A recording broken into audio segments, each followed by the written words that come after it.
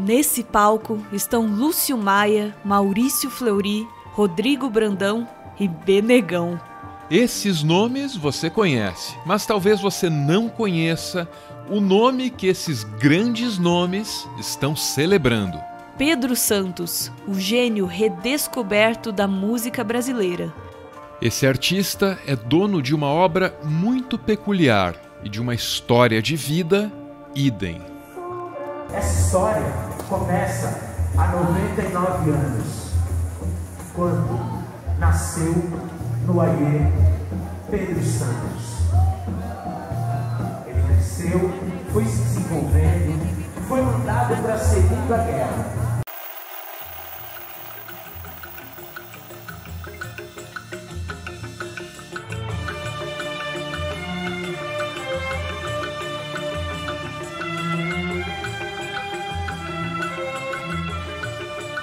Existem muitas versões para a participação brasileira na Segunda Guerra Mundial. Alguns relatos superestimam a importância da Batalha de Monte Castelo para o desfecho da Segunda Guerra. Outros relatos subestimam as condições adversas que a Força Expedicionária Brasileira teve que encarar.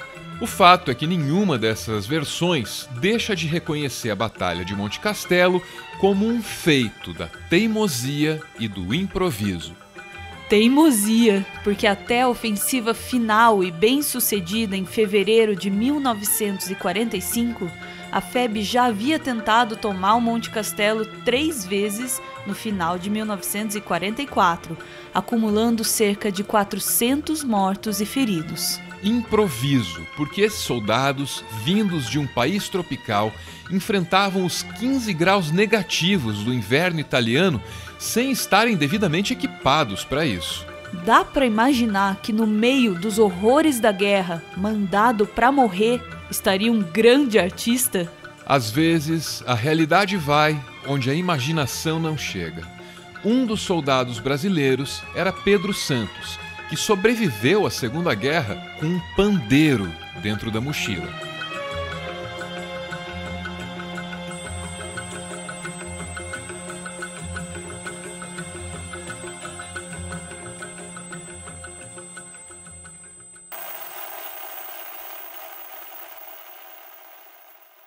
Quando voltou, Pedro não queria saber de nada que não fosse música, que não fosse criatividade, que não fosse evolução e espiritualidade.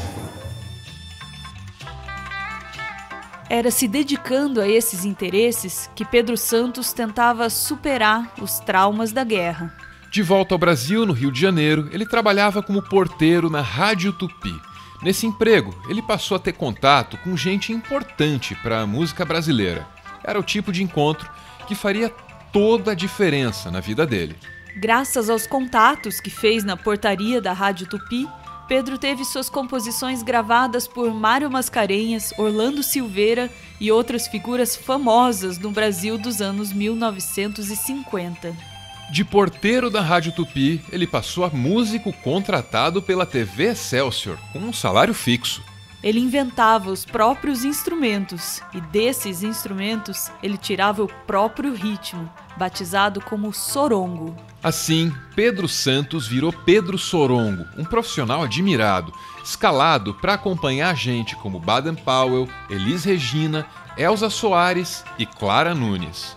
A percussão de Pedro Sorongo agora ajudava a definir os rumos da música brasileira. Era uma carreira e tanto para um ex-soldado que tinha virado porteiro de rádio. Mas Pedro Sorongo não queria uma carreira. Pedro Sorongo queria uma verdade.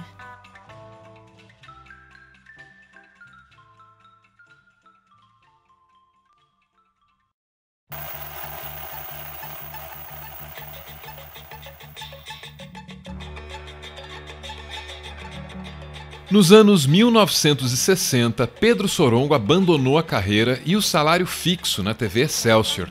Ele passou a viver da manufatura de instrumentos musicais.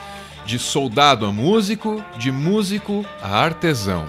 Nessa época, Sorongo também começou a se interessar pela obra do filósofo Dido Krishnamurti. Não é difícil de perceber uma convergência entre as decisões de Sorongo na década de 1960 e a filosofia de Krishnamurti. The world is this, corrupt, immoral, killing. My relationship to it only is if I am that. If I am not that, I have no relationship to it. If I am not, if mind did not, when the mind is not that, it is alone. It hasn't withdrawn. It hasn't cut itself off. It isn't built an ivory tower for itself. It isn't living in illusion. It says that is false. That's corrupt. I won't touch. Quem não compactua com a violência e com a corrupção do mundo está entregue a um tipo solitário, belo e sagrado de contemplação. Sorongo, que tinha sobrevivido a uma guerra, parecia decidido a não compactuar. E assim, ele logo se viu diante de uma renovação espiritual, uma renovação que ele encarou como um processo pessoal e coletivo ao mesmo tempo. Em uma entrevista ao Correio da Manhã, ele disse: "O círculo da vida impõe ao homem renovação, começando sempre em cada geração que surge para melhor ressurgir nas gerações que vêm, obrigando a humanidade a encetar o caminho que sempre foi, mostrando a todos que todos são apenas um."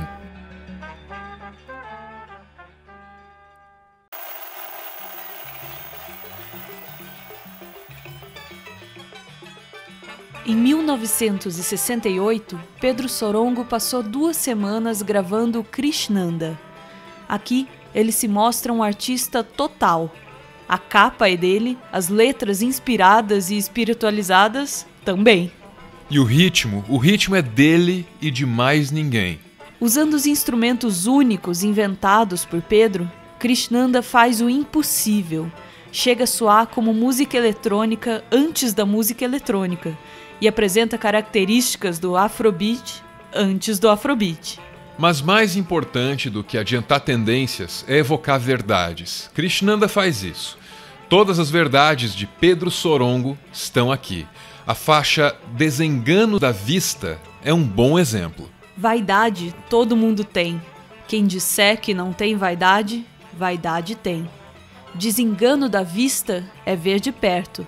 Quem de perto está vendo, vê melhor. Vê melhor quem revista vendo certo, quem de certo não sendo nem pior. Mas o caso pior de tudo isso é quem nisto está visto e não se vê. Não se cala, não ouve, não se lê. O que a cegueira da crença leva a crer. Nesses últimos 4 versos ficam claras as bases da espiritualidade de Sorongo. Uma espiritualidade que não tem nada a ver com religião organizada, porque o objeto de culto é o próprio eu. Um eu que, como recomenda Sorongo, deve ser observado, visto e lido. Sorongo recomenda se calar para se ouvir. Contemplação.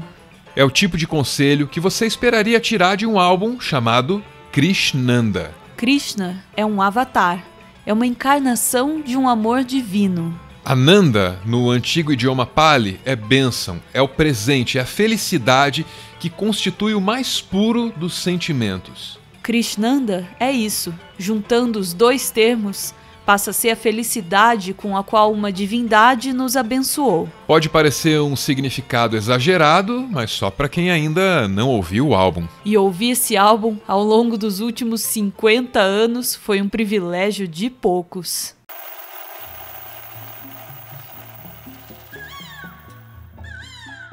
Do lançamento do álbum em 1968 até o começo do século XXI, Krishnanda permaneceu na obscuridade. Talvez a gravadora não tenha investido o suficiente na divulgação do trabalho. Ou talvez os anos 60 ainda não estivessem prontos para a obra do Sorongo. Durante muito tempo, algumas poucas cópias do álbum poderiam ser encontradas nas lojas de discos usados. Na medida em que essas poucas cópias caíam nas mãos certas, o álbum passava a ser admirado e cultuado mundialmente, como um clássico perdido, como um tesouro ignorado. Quando a internet deu um jeito de suprir essa demanda, Krishnanda foi redescoberto. Em 2012, quando o álbum foi relançado, já não havia dúvidas de que Krishnanda em breve passaria a ocupar seu devido lugar dentro da cultura. Um descobriu aqui, o outro descobriu ali, foi crescendo, crescendo, chegando, descobriu ali. Rapaziada da Nação Zumbi descobriu aqui. Essa música é maravilhosa e vai crescendo, e vai crescendo. O pessoal do Elo da Corrente descobriu que ele já gravou com a Clara Nunes, com o Baden Powell, e vai crescendo, e vai crescendo, e vai crescendo, até chegar aqui, agora.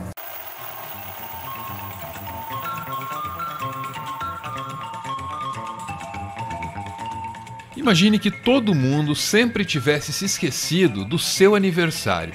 Imagine que esse esquecimento tenha se repetido um ano atrás do outro ao longo de 5 décadas. Aí, quando você finalmente completa 50 anos, você ganha uma festa de aniversário. Essa, sem dúvida, seria uma festa muito importante para você. Essa é a história de Krishnanda, a obra-prima de Pedro Sorongo, que em 2018 teve suas 12 faixas recriadas no palco.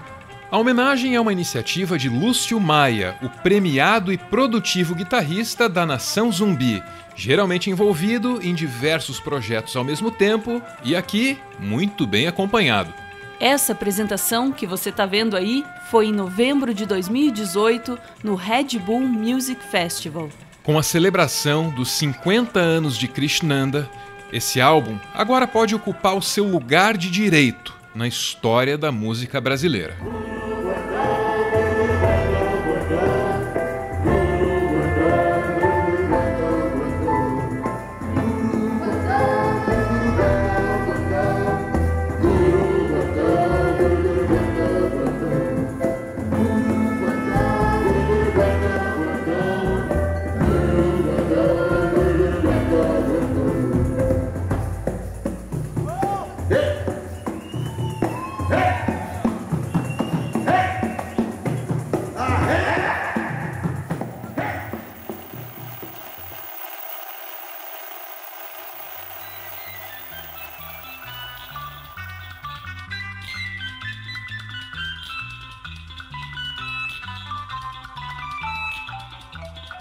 Muito obrigado por ver esse vídeo até o final. Por transparência e também por gratidão, a gente precisa dizer que esse episódio do Meteoro.doc faz parte de uma série especial sobre o Red Bull Music Festival.